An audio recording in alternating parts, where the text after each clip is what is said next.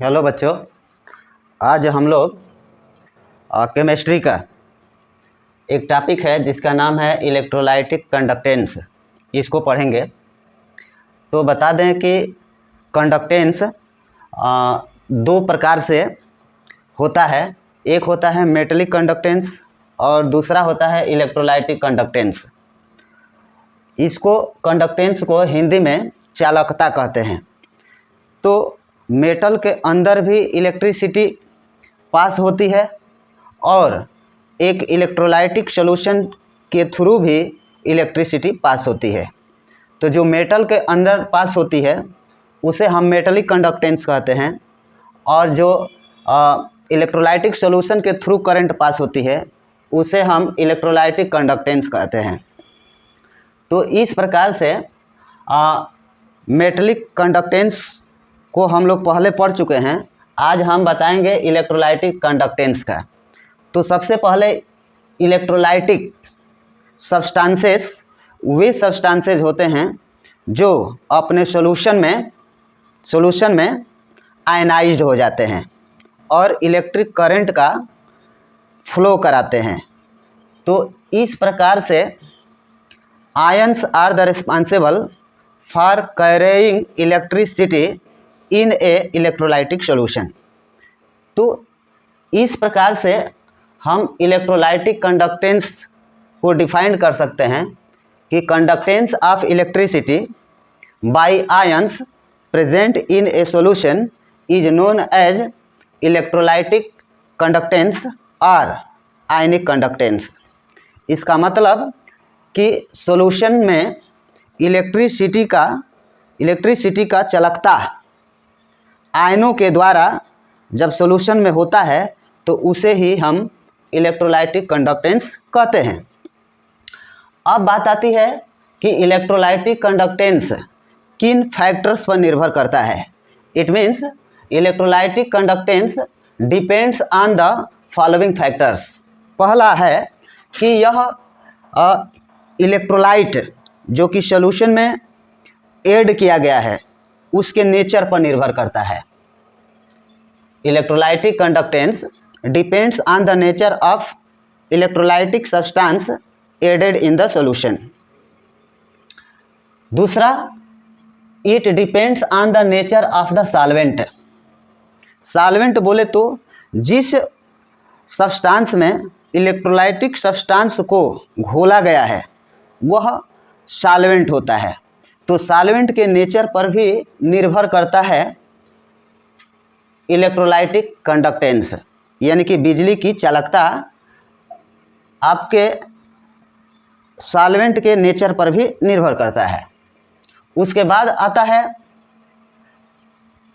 इसकी निर्भरता आयनों के साइज पर भी होता है, यानी कि आयंस छोटे हैं कि बड़े हैं इस बात पर भी निर्भर करता है उसमें से पास होने वाले इलेक्ट्रिसिटी की चालकता। चौथा फैक्टर जिस पर इलेक्ट्रोलाइटिक कंडक्टेंस डिपेंड करता है वह है कंसंट्रेशन ऑफ द आयंस, यानी कि आयंस की मात्रा कितनी है। कम है तो उसमें इलेक्ट्रिसिटी का कंडक्टेंस कम होगा। यदि इलेक्ट्रोलाइटिक सब्सटेंस की मात्रा ज़्यादा है तो उसमें इलेक्ट्रिसिटी का कंडक्टेंस ज़्यादा होगा। तो इन दिस वे हम कह सकते हैं कि electrolytic conductance depends on the following factors. First, on the nature of the electrolyte added in the solution. Second, it depends on the nature of the solvent. Solvent may be water or other like kerosene, petrol, diesel, or maybe other solvent. It depends on the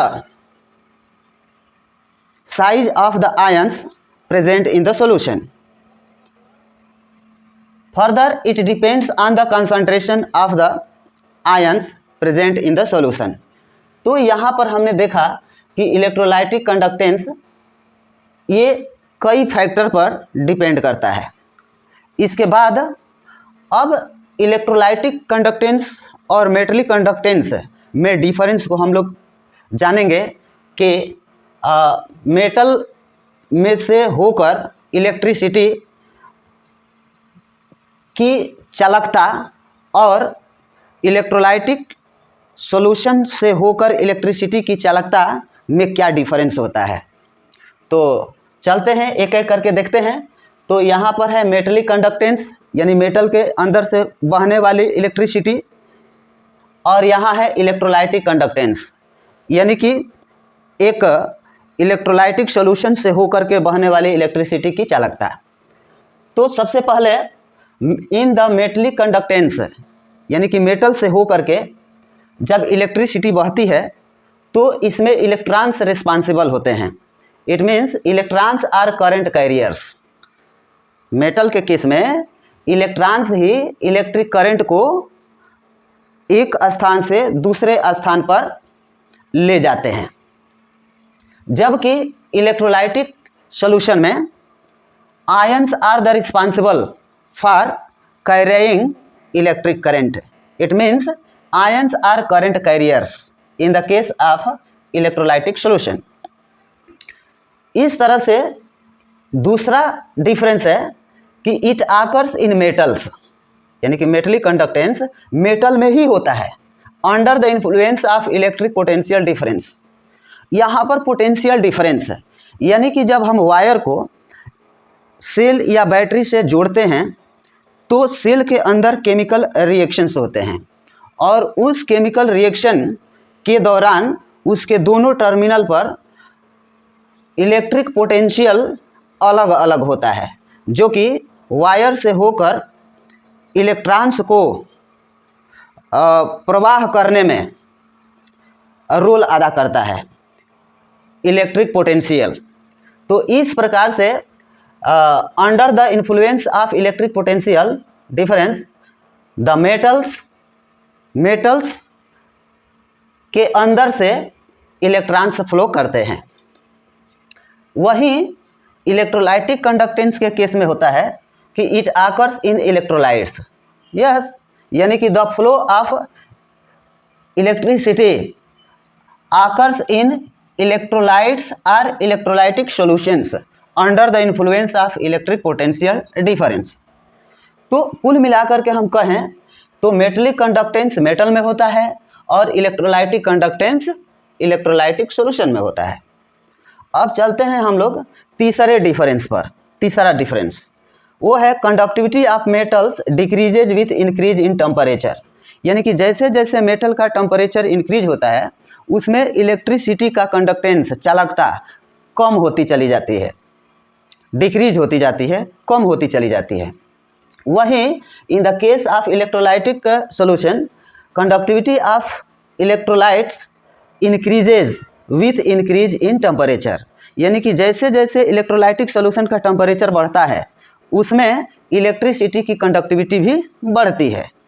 तो दोनों में अंतर ये है कि metal के case में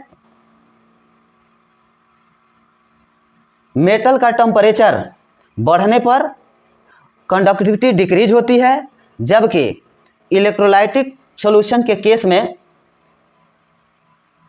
solution का टेम्परेचर बढ़ने से इलेक्ट्रिसिटी की कंडक्टिविटी भी बढ़ती है, इंक्रीज होती है। नेक्स्ट नंबर 4 डिफरेंस है कि metals have high conductivity whereas electrolytes have low conductivity. इसका मतलब कि जो इलेक्ट्रोलाइटिक सॉल्यूशन होता है उसमें इलेक्ट्रिसिटी स्लो पास होती है as compare to the metals. तो this are the differences between metallic conductance and electrolytic conductance. Okay, and इसके बाद जो है हम लोग अगले वीडियो में देखेंगे। Thank you.